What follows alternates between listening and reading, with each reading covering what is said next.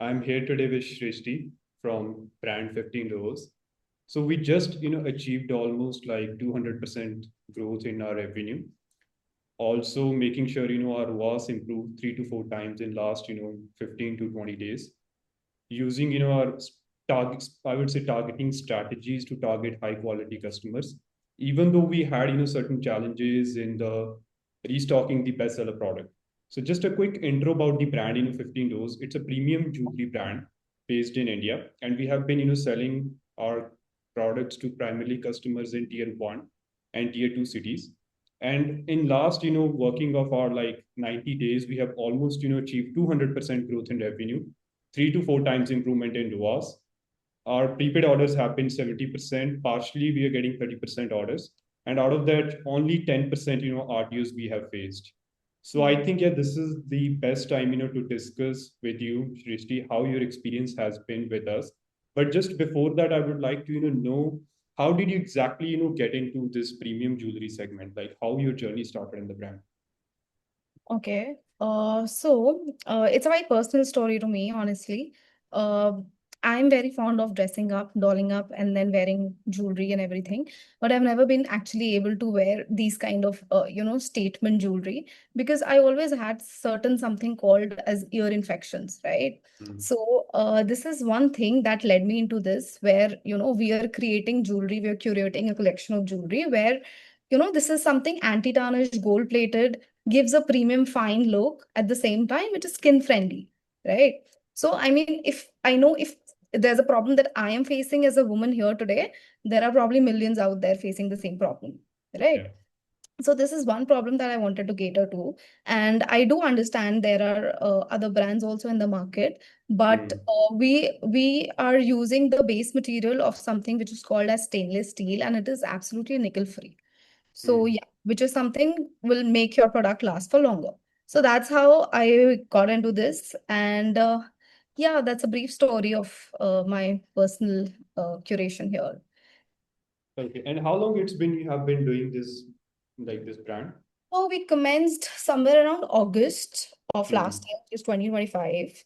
Okay. It's been almost now 9 months. Yeah. And yeah. And how was like your initial, months, like August, September, October? How was it for you in terms of growth? So honestly speaking, it was a very tough time. I mean, it is very tough time for any Mm. brand that is launched digitally because your only source of getting through the customers, your potential customers, is Meta, digital ads, and digital Yeah. marketing, right? So of course, and these are things that comes with a heavy resource, right? So Mm. the paid ads. Uh, so of course, it was a tough time, and we were not able to penetrate into the real market of my potential customers. This Mm. happened actually until December, January. I mean, we were doing sales on and off, but not to the expectation. I mean, we were not getting a better ROAS also, right? Mm. And with a lower AOV. Now, I think although we are spending more, but I think we are making a return on our investments equivalent, okay, to what we're spending right now. So that has happened. And yeah, the only concern that I had was the kind of vision that I have for my brand for 15 Rows is that I want to penetrate into the segment which actually can cherish this kind of statement jewelry. And they can, I mean, without any hesitation, adorn these kind of statement jewelry. So yes, I think somewhere down the line we have at least started that journey of getting into that market. So that is one plus point. Okay. And what were the specific, challenges you faced in reaching out to the that kind of, clientele back then when you started? Oh, honestly, I think when I got into this, I knew that this is going to be a long cycle because, of Mm. course, Meta does take time creating algos and everything. So I did know that this is going to take time getting into the real customers because there's a lot of, you know, uh, junk crowd also that our ads attract. So that Mm. has been happening, and I knew that eventually it will take a couple of, months or maybe some years down the line to get into this. Now, I think in the last 2 to 3 months, I see this happening now. So Mm. yeah, that is a big satisfaction. Okay. And how did you get to know about Arlox? So I think I was just scrolling through my Instagram and I randomly came across an ad that was running, seeing somebody. I mean, I did reach out to other marketing agencies, a lot of them actually, and Okay. Arlox is the fourth agency that we're working with. Hmm. So while connecting with other agencies, basically everybody had this criteria of, wherein they wanted to work with a brand which is already doing a business of a certain level, where Hmm. they are creating, they are having sales of 2 lakh, 5 lakh plus in a day or probably in a month or something like that. And we were very new, and it is obviously naturally for us, we were not at that level. So Yeah. when I saw your ad and there was this someone else from another brand talking about how started building from the scratch, zero. That is what we were looking for. So that's what, persuaded me to get in touch with you guys. Okay. And you said you worked with almost three agencies before with us, right? Right. Okay. How was your experience with working with them before? Uh, there are a lot of problems. A very, very basic problem is ad creatives. Hmm. I mean, this seems like a very small issue, but it actually works miracles if it is, done in a great manner. So I was not happy with the creatives that the agencies were putting through, because I had a vision of a certain audience in my mind. Yeah. Okay. And the creatives were not actually very appropriately suitable for them, or the kind of segment that I was planning to, cater to. So that is one issue. Second was, yes, of course, we were not doing great business in terms of revenue. Yeah. And a very, very high RTO rate.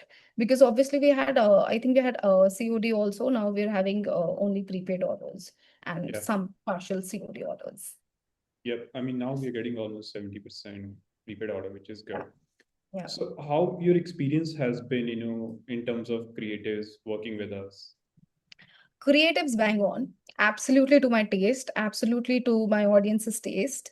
I mean, just what I had imagined and had a vision for. Creatives are pretty good, content is good. That way I'm pretty satisfied with our notes. Okay, that's great. And what would you say in terms of audience quality that we are getting with all the creatives? Um, Yeah, I mean, it took some time to build that, but I think Hmm. now we are at it. Now we are at a quality that we intended to initially, right? So good quality of audience. I mean, our bestseller product costs somewhere around 3,000. And if we are selling prepaid on these, I mean, Yeah. we're getting quality of customers then. Okay. Yeah, I mean, that is the most important thing, like we have seen it time and time, brands always get a lot of order, but they get, a lot of RTUs. So I think our Yeah. RTU has been always less Yeah. than 10%. So that is plus point. Yeah, by the way, that was another point. In one of your ads, I'd heard about 100%, 100% prepaid orders. So Prepaid that orders, was yeah. another point that actually, persuaded me. Okay. Yeah, I mean, we have heavily, prioritize on that. There is no Yeah. point just getting customers orders and then they get RTO. It's just a waste of money. There is no point. And I just wanted to understand, like when you when we are getting all the customers, right? The inventory side of the thing. So what are you considering and planning, like with us, let's say next 2 months, 3 months? Like what does your vision look like? Can you put this forward in a more elaborate manner, please? Like how do you see, 15 rows, growing with Arlox in next 3 to 6 months Hmm. down the line? I mean, if the current state that we are in, the current position that we are in, Hmm.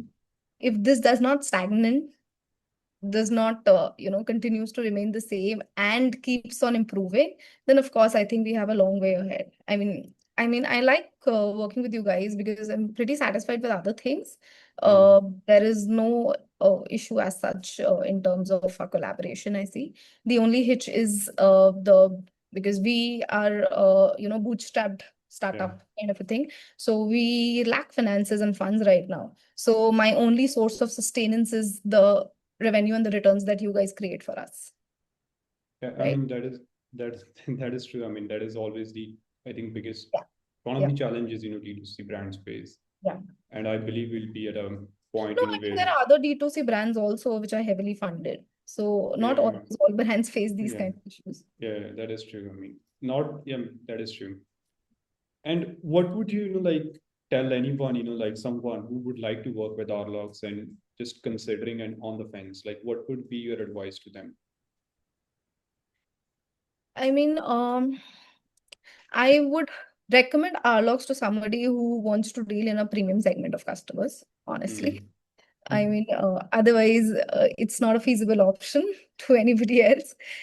So yeah, that is one point. Good quality of work. Okay. Okay, amazing. Yeah. I think this is all I wanted to hear from you, Shrishti. I appreciate, you gave a very positive review about Arlox. And we definitely look forward to, having a successful journey together. I think I'm just gonna end the call here, and then, we can reconnect again. I'll send you the another one.